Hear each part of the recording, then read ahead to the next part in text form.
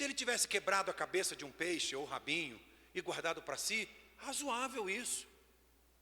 Ele não faz isso. Nenhum dos textos paralelos e nem o texto que lemos nos permite aventarmos essa possibilidade. Esse garoto deu tudo o que ele possuía. Dentro da sua mochila ficaram migalhas, ficaram farelos de pães e peixes. Deu tudo o que ele possuía. Eu quase posso, pastor, eu quase posso ouvir o terceiro não desse menino. Ele diz não à parcialidade. Ele diz não à mediocridade. Sabe aquele crente meia boca? Sabe aquele irmão na fé que não é quente nem é frio? Ele é morilés ali, é meio morno. Não! Esse menino entrega tudo o que ele possui. Ele se coloca diante de Deus. Que coisa linda, maravilhosa, gostosa de se ouvir. É o que as irmãs disseram aqui. Que as crianças no acampamento se consagraram ao Senhor. Louvado seja o nome do Senhor. Louvado seja o nome do Senhor. E você que é pai, você que é mãe, tem uma responsabilidade desse tamanho. Abanar essa chama, soprar essa chama, para que ela não se arrefeça, ela não se apague. Para que ele cresça com visão, com entendimento, com vontade, e abrace a obra do Senhor para aquilo que o Senhor desejar. Esse garoto aqui, ele não é parcial, ele não é medíocre, ele dá tudo o que ele possuía. Irmãos, olhando para esse menino e olhando para esses 5 pães e 2 peixes, precisamos dar do que temos, do que somos, sem reservas, ainda que consideremos pouco. Eu acho até que essa frase deveria ser corrigida. Precisamos dar do que temos e do que somos, negativo. Precisamos dar o que temos, o que somos, sem reservas, ainda que consideremos pouco, ainda que consideremos não termos nada. Experimente colocar o seu nada diante de Deus. Não sente não. Porque se você fizer isso com sinceridade de coração, Deus vai fazer grandes coisas com o seu nada ou com o seu pouco. Você lembra de Lucas capítulo 21, que conta-nos um fato ocorrido no templo de Jerusalém, quando Jesus está lá com os 12, conversando sobre 1000 coisas, e de repente entra pela nave central do templo, o texto nos diz, uma viúva com um agravante de ser pobre. E essa viúva vem até o gasofilácio e deposita, com licença pastor, 2 merrecas. 2 moedas que não valiam coisa alguma. E Jesus cutuca os 12 e diz para eles: ei, prestem atenção, cabeças ocas. Aqui está a maior oferta que esse templo recebeu. Não foi a oferta daqueles tio patinhas que paravam as suas carruagens, os seus carrões lá fora e entregavam suas poupudas ofertas. Não, não, não. A maior oferta que aquele templo recebeu foi daquela mulher, porque ela deu com a intenção correta do coração. Não valia coisa alguma, valeu muito diante de Jesus e chega até nós e vai para a eternidade, porque é a palavra do Senhor. Há uma grande necessidade. Há um oferecimento sincero da sua parte? Porque se houver, o resultado será extraordinário. Vejam o verso 17, irmãos. Todos comeram e ficaram satisfeitos, e os discípulos recolheram 12 cestos cheios de pedaços que sobraram. Como assim? Isso aqui é enxerto no texto, só pode. Isso aqui não faz parte do texto. Porque são minimamente 5.000 pessoas. 5.000 homens. Talvez 8, talvez 10, talvez 12.000 pessoas. Uma grande necessidade. Um oferecimento, 5 pãezinhos, 2 peixinhos. E vem o verso 17. Todos comeram, tá brincando, e ficaram satisfeitos.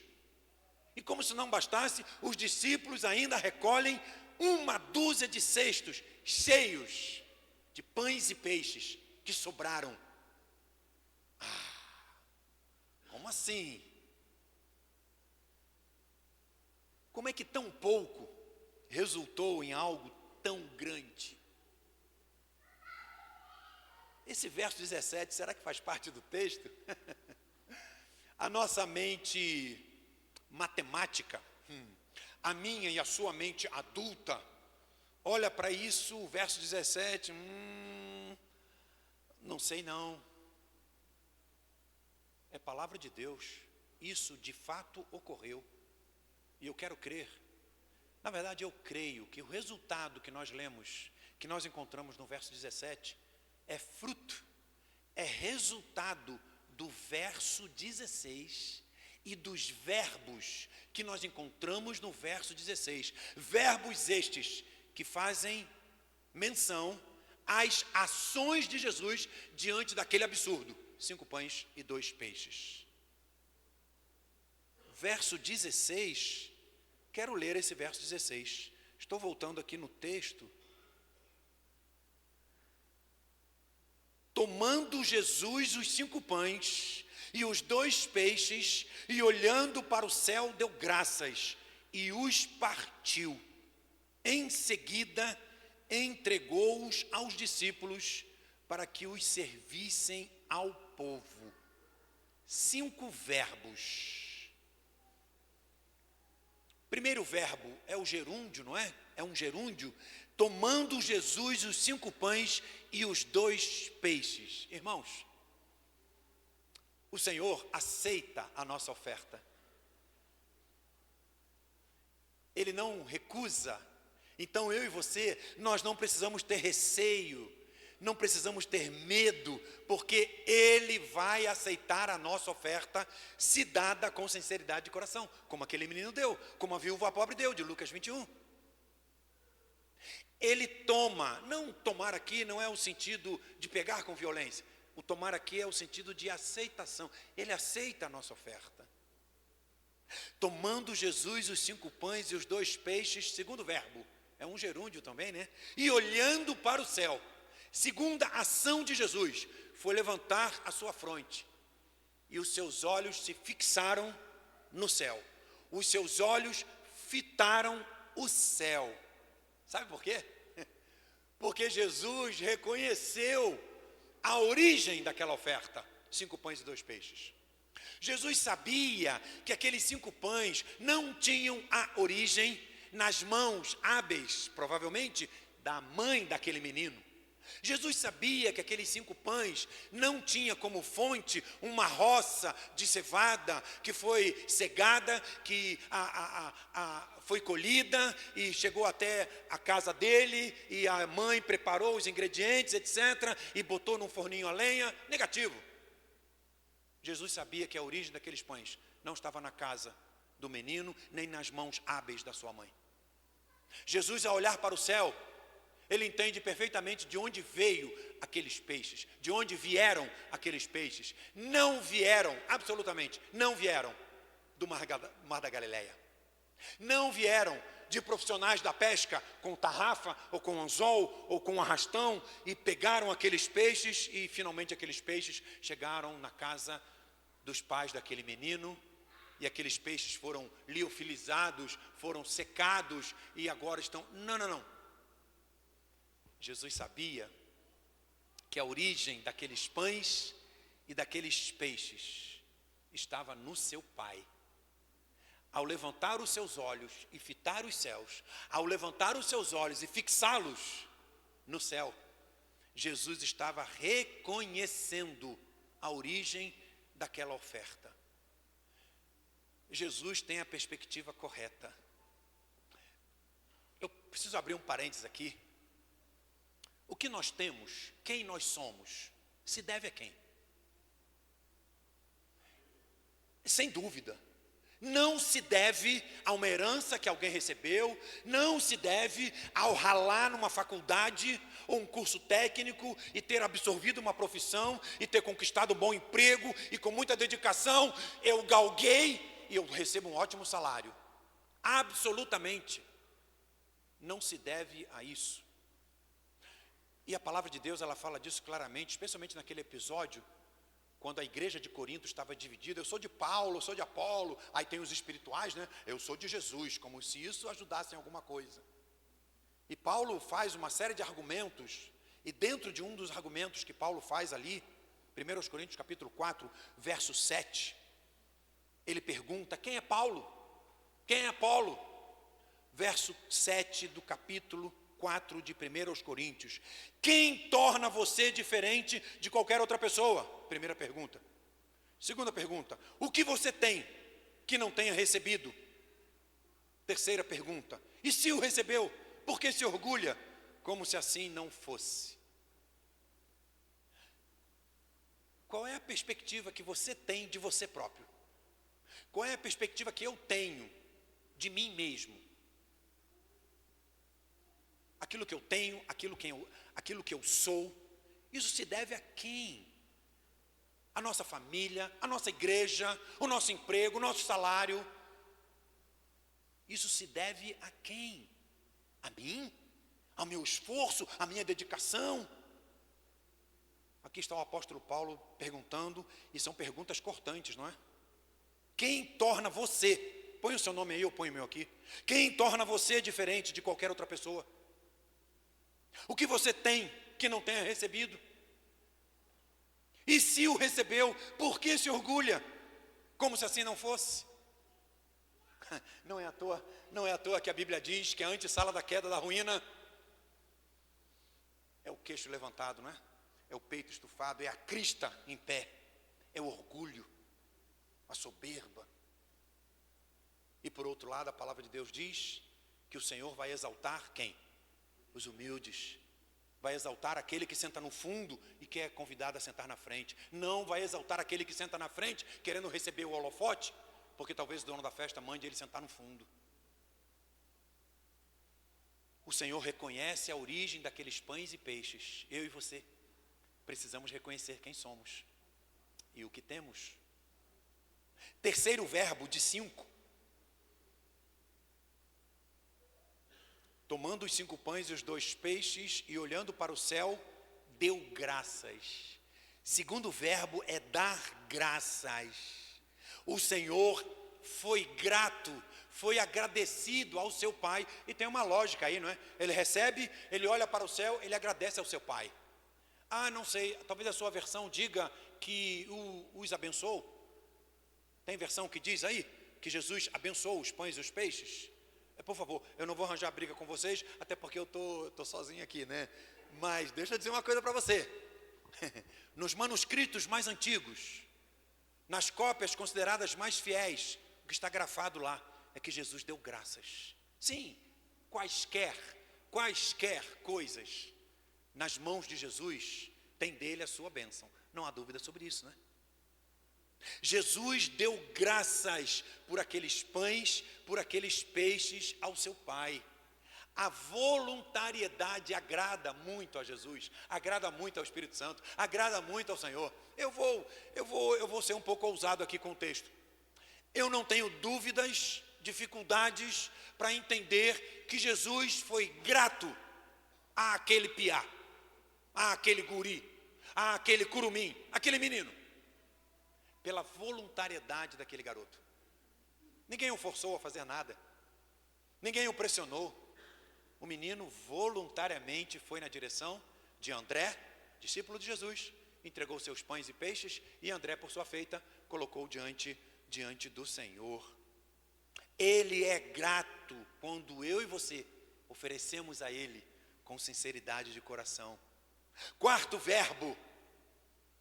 E diz o texto que Jesus deu graças por aqueles pães e peixes e os partiu. É o verbo partir. Eu quero usar um verbo mais odierno, mais moderno, mais dos nossos dias. Jesus administra aqueles pães e aqueles peixes. Jesus gere. Sabe por quê? Porque aquela oferta não é mais do menino. Aquela oferta muito menos é de André. Aquela oferta pertence a Jesus. Jesus tem toda a liberdade, todo o direito de quebrar, de partir, de administrar, de gerir, de gerenciar aquilo que está em suas mãos. Quero propor uma reflexão para você. Você é crente no Senhor Jesus? Eu sou crente no Senhor Jesus, e a gente se refere a isso dizendo assim: no dia em que eu entreguei minha vida ao Senhor, de maneira geral é assim que a gente fala. Se eu entreguei a minha vida ao Senhor, a minha vida pertence a quem? A mim? Não, é do Senhor. Mas sim, sou eu que assino o contrato, sou eu que digo sim ou digo não no casamento, sou eu que procuro emprego aqui, uma faculdade ali, um cursinho e tal, sou eu que assino as coisas, que apresento os documentos. Perfeito, é isso mesmo. Mas até que ponto eu e você colocamos as decisões das nossas vidas debaixo do crivo de Deus, debaixo da coordenação, da gerência, da administração de Deus? Com quem eu vou me casar? Quem eu vou namorar? Vou ficar noivo? Quantos filhos eu vou ter? Qual será o meu emprego, as oportunidades, etc. Quem faz isso sou eu, é você. Mas até que ponto colocamos isso diante de Deus? Jesus quebra, parte aqueles pães e peixes. Último verbo aqui do verso 16. Ele deu graças e os partiu, e em seguida entregou-os aos discípulos para que distribuíssem ao povo. Jesus entrega aos discípulos os pães e os peixes, assim, porque o plano de Deus, o plano de Jesus, o plano do Espírito Santo jamais foi se auto-revelar ao homem, mas sim usar homens e mulheres que já o conhecem para causar esta revelação. A revelação de Deus é a revelação natural, que não é completa em si, para que o homem tenha consciência da sua situação e possa conquistar de novo a comunhão com o Senhor.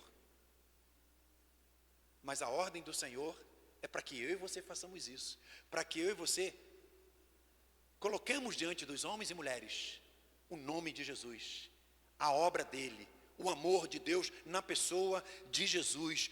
Jesus nos chama, o Espírito Santo nos chama, Deus nos chama, caramba, a trabalhar com Ele. Que coisa louca é essa? O Rei dos Reis, o Senhor dos Senhores, o excelso, o absoluto, o Deus dos deuses, convida você e a mim para roçarmos o nosso ombro no ombro dele, para servirmos a Ele e para expormos o amor dele aos homens e mulheres que estão famintos do Senhor, que estão famintos do seu Pai. Ele não iria colocar o balaio debaixo do braço e sair distribuindo pão e peixe. Jesus não faria isso. Ele chama os 12, ei vocês, deem de comer ao povo. Ele entrega aos discípulos tanto quanto entregou a mim e a você esta tarefa. Irmãos, há uma grande necessidade, há um oferecimento sincero da sua parte, porque se houver, o resultado será extraordinário. O alimento já foi disponibilizado pelo Senhor, nós temos comido desse alimento, nós temos nos alimentado dele, precisamos disponibilizar, entregar, carregar a outro. E Jesus foi um mestre por excelência, não é? Ele foi um professor de mão cheia, porque a didática de Jesus é cortante. Qual é a didática de Jesus? O texto diz que sobram 12 cestos cheios de pães e peixes. Só um minutinho, irmãos. A palavra cestos aqui no original faz referência a 12 cestos de tamanho, de capacidade de 60 a 70 litros, ok? Irmãs, eu acho que as irmãs têm em sua casa um cesto que fica lá no banheiro, ou fica na área de trabalhos da casa, chamado cesto de roupa suja. Você tem esse cesto na sua casa? Tem? Tem, né? Na minha também tem. Esse cesto é pequenininho? Não, né? Esse cesto é grande. Se tiver criança então, né? É um cesto mais ou menos desse tamanho. 60 a 70 litros de capacidade. Sobram uma dúzia de cestos cheios de pães e peixes. Quantos discípulos eram, hein? Oi? 12. Olha, sobraram 12 cestos. Que coincidência, né? Você acha que Jesus dá ponto sem nó? Dá não. Ele está ensinando aos seus. Na verdade, o texto chega a mim e a você, ele está me ensinando. a mim e a você. O que ele está dizendo é o seguinte: à medida que eu e você alimentarmos as pessoas com o conhecimento de Deus, com a palavra de Deus, saciarmos a fome do Senhor nessas pessoas, retroativamente, mais ainda, eu e você seremos alimentados. À medida que eu e você fizermos isto, nós próprios seremos robustecidos. Eu não sei qual é a sua experiência de vida cristã, se você já levou alguém aos pés da cruz de Jesus. Essa é uma experiência marcante. Marcante para aquele que foi aos pés da cruz, marcante para você, usado por Deus para que tal ocorresse. É disso que Jesus está falando. Irmãos, vejam o que Jesus fez com 5 pães e 2 peixes. Imagina o que ele não fará com a sua vida. Se ele fez isso com pães e peixes, o que ele não fará com a sua vida diante dele? Vamos orar. Senhor, muito obrigado pela tua palavra. Muito obrigado por este quadro que encontramos naquela prainha, nas bandas ali de Betsaida do Mar da Galileia. Este é o quadro de Atibaia, de Itaperuna, de Rio, São Paulo, Belo Horizonte. Isso é o quadro que nós encontramos hoje. As pessoas estão famintas do Senhor. E eu e meus queridos aqui temos o alimento para que elas sejam saciadas e conheçam o verdadeiro Deus. Muito obrigado por esse menino, um menino que é um exemplo para mim, para meus queridos aqui, de uma pessoa que se coloca e coloca o que tem diante do Senhor. Ajude a mim, ó Pai, ajude a meus irmãos aqui, ó Pai, a imitarmos esse menino, a colocarmos diante do Senhor o pouco que temos. E olha que tem muitos de nós que não tem pouco não, tem bastante. Que queiramos colocar diante do Senhor o que temos, o que somos, até o que não temos, com sinceridade de coração, para que pessoas sejam saciadas e conheçam o teu Filho como Salvador, como Senhor. E ó Pai, que nós próprios, fazendo assim, mais ainda fortalecidos sejamos, mais ainda robustecidos sejamos, em disponibilizarmos a Tua palavra. Em nome de Jesus, ó Pai, pedimos a Tua graça, a Tua bênção, a Tua ajuda sobre nós nessa direção. Somos homens e mulheres pecadores, muitas vezes medrosos, covardes, temos medo de tudo e de todos, por causa da nossa humanidade, por causa do nosso pecado. Venha ao nosso encontro, ó Pai, e nos ajude, em nome de Jesus. Venha e nos abençoe, ó Pai. Amém, Senhor. Amém, ó Deus. Pastor Fábio.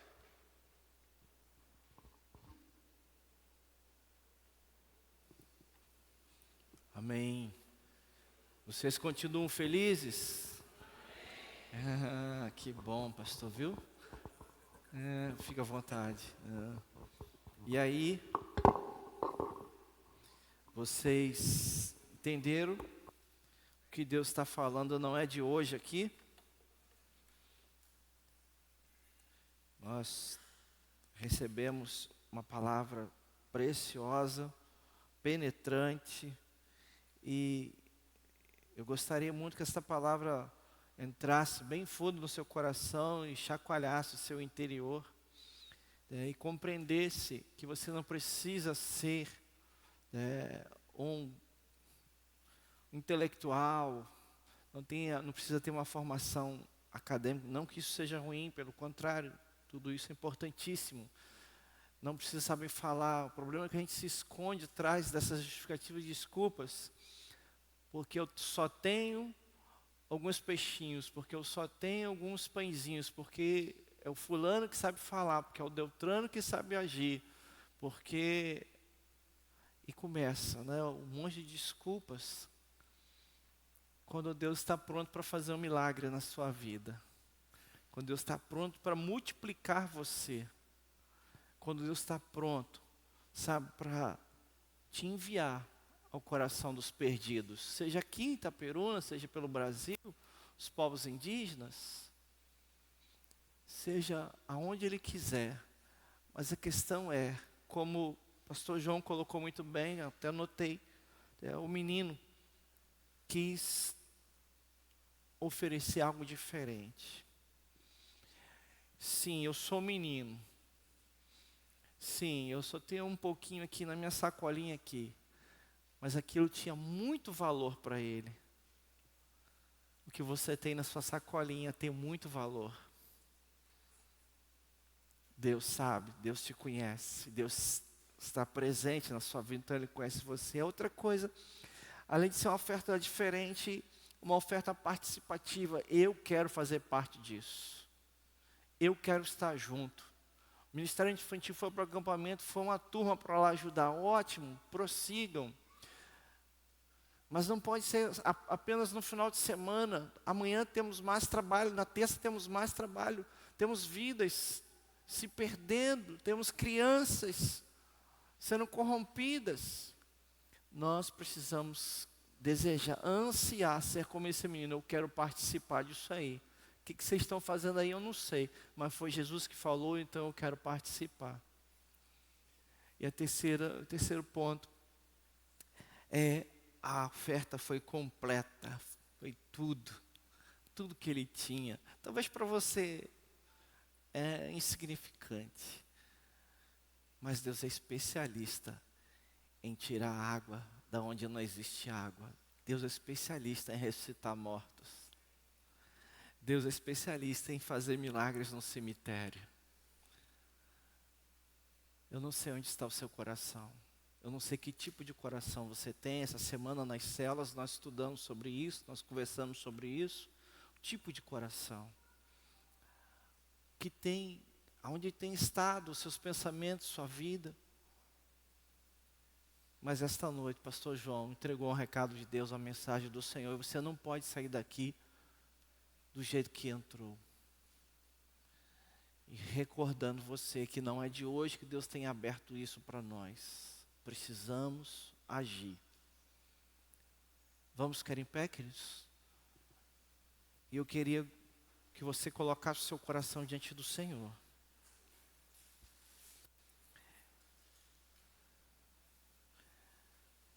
Na semana passada eu fiz uma pergunta, através do texto bíblico. O Senhor falando para o cego Bartimeu: o que tu queres que eu te faça? Esta noite eu vou provocar você. E eu vou pedir você para inverter a pergunta. O lado dela. Quero que você olhe para o Senhor e faça a mesma pergunta que Jesus fez para o Bartimeu, para o cego.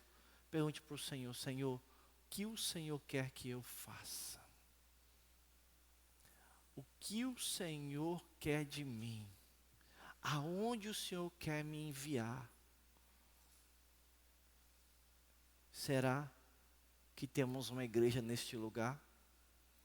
Será que temos um discípulo de Jesus neste lugar?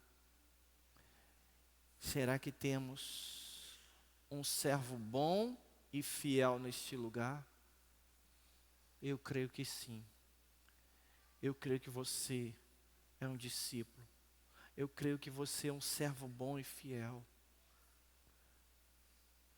Eu creio que você pode dar muitos frutos ainda.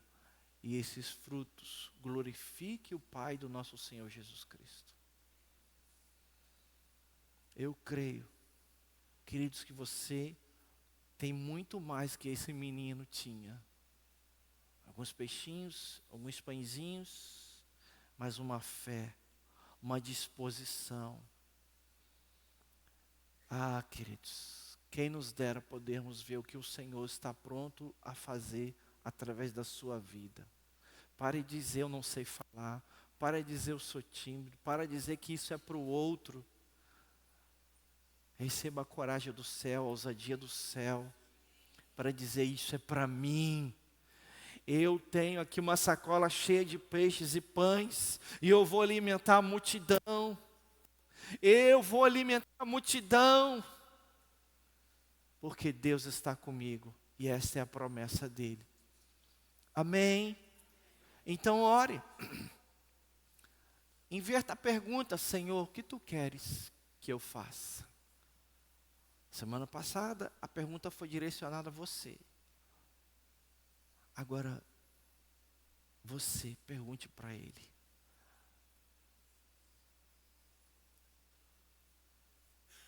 Pai, seus filhos perguntam, suas filhas perguntam ao Ti, Senhor.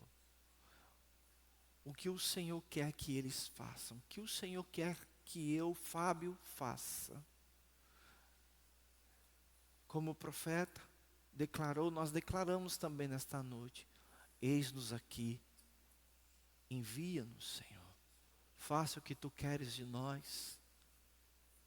Nós não queremos perder os talentos por medo, por negligência, por preguiça.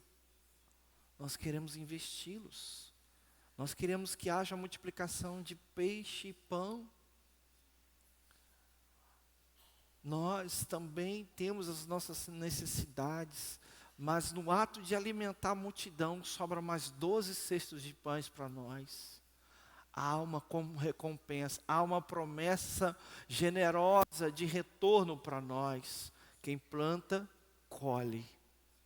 Que o Senhor ative os sentidos espirituais da igreja Encontros com Jesus e todos que estão neste lugar, para compreender o que o Senhor está falando neste altar há longos dias, há longas semanas. E que possamos, Pai, ver além da circunstância, ver além do que os meus olhos físicos possam ver, e entender: os teus planos são melhores, o teu plano é melhor. E atravessarmos o caminho, o processo, e então atingirmos o propósito de existência, de vida de cada um de nós. E eu creio que o propósito não é ficar limpando esses bancos com as nossas roupas, Pai. Eu creio que o propósito não é ficarmos nos encharcando cada vez mais de conhecimento, sem aplicarmos esse conhecimento, sem praticarmos esse conhecimento. Como o teu servo colocou aqui.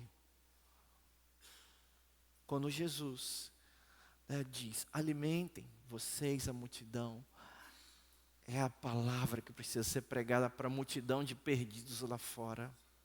Pai, que o Senhor nos dê o entendimento necessário, a coragem necessária, a unção necessária, Senhor, mas que nós possamos nos encher de disposição e largar a preguiça, Senhor, e entrarmos, Pai, num propósito, no estreito com o Senhor, e fazermos aquilo que o Senhor simplesmente quer, sem teologia, sem discurso, Senhor, sem explicações suntuosas, sobrenaturais, simplesmente dizer: eu estou aqui, Senhor, usa-me, Senhor. Pai, eu quero louvar a Ti pela vida do pastor João Luiz, por esse homem de Deus, que o Senhor o abençoe ainda mais, que o Senhor dobre a sua unção sobre a vida dele, sobre a esposa, sobre os filhos e netos, meu Deus, sobre o seu ministério, Senhor. Que ele ainda dê muitos frutos para o Senhor, que ele inspire muitas vidas ainda, muitas vidas se sinta, sabe, contagiada pelo amor que ele tem por Ti, Jesus, e pela Tua obra. Senhor, nós abençoamos o pastor João Luiz, Pai, abençoamos a sua família e todo o seu trabalho, o trabalho de suas mãos. Pai, eu agradeço a Ti pela vida de cada irmão que está aqui hoje, cada pessoa, cada um que nos visita, Senhor, esses pais, essas mães, Pai, esses homens e mulheres, esses adultos e crianças, nós agradecemos pela presença deles aqui e, Senhor, encomendamos eles ao Senhor. Eu os abençoo também. Desejo eles uma semana de bênção, semana de prosperidade, uma semana de descoberta, Senhor, uma semana de revelação, Senhor, uma semana de encontros com o Senhor Jesus Cristo. Que eles vão em paz, que eles sigam o caminho deles, Pai. Que eles, Senhor, reconheçam a Sua doce voz, guiando eles. Que eles saibam que o poder da Tua palavra está dentro deles, para que eles possam agir. E que a bondade, a graça, a misericórdia, o amor e a comunhão do Deus que é Pai, Filho e Espírito Espírito Santo seja sobre você, meu irmão e minha irmã, sobre você, meu amigo e minha amiga, e sobre toda a tua família, hoje, amanhã e para todos sempre. Amém, igreja? Amém. Deus abençoe você. Abraça o irmão antes de sair. Tenha uma semana de vitória e até daqui a pouco.